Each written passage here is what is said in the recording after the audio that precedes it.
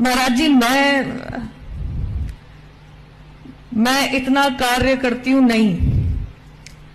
ये धर्म इकलौता मेरा नहीं है, ये सब हम सभी का है और इसकी रक्षा केवल मैं करूं, ये उद्देश्य भी मेरे हिसाब से इस लायक शायद मुझे भगवान ने समझा भी नहीं है।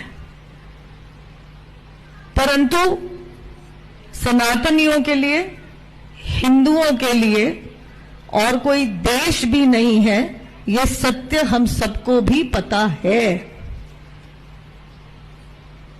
जब ऊंचे पदों पे बैठे लोग कह देते हैं हिंदू हिंसक हैं, ऊंचे पदों पे बैठ के लोग कह देते हैं कि हिंदू सनातनियों का नरसंहार कर दो, दो बात कहूंगी। जो मैंने देखा है पिछले 2 साल में,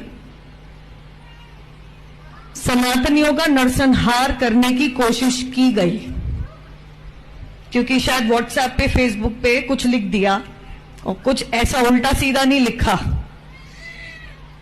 और अगर हिंदू हिंसक होता तो एक हिंदू सनातनी बेटी को इस सुरक्षा घेरे में अपने ही देश में अपनी आजादी गंवा के रहने की नौबत नहीं आती।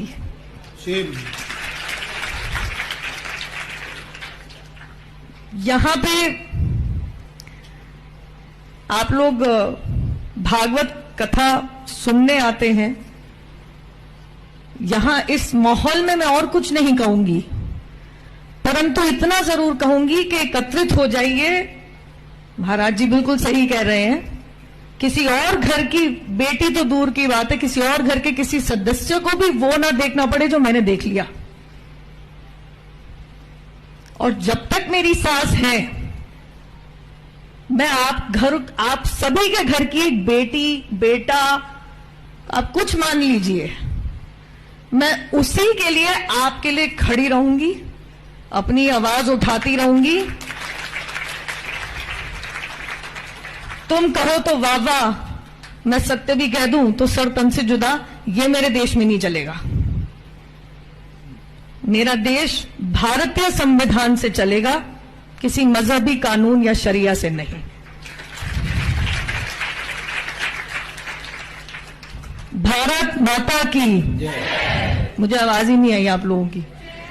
भारत माता की, भारत माता की, वंदे वंदे गिरिराज धरण की।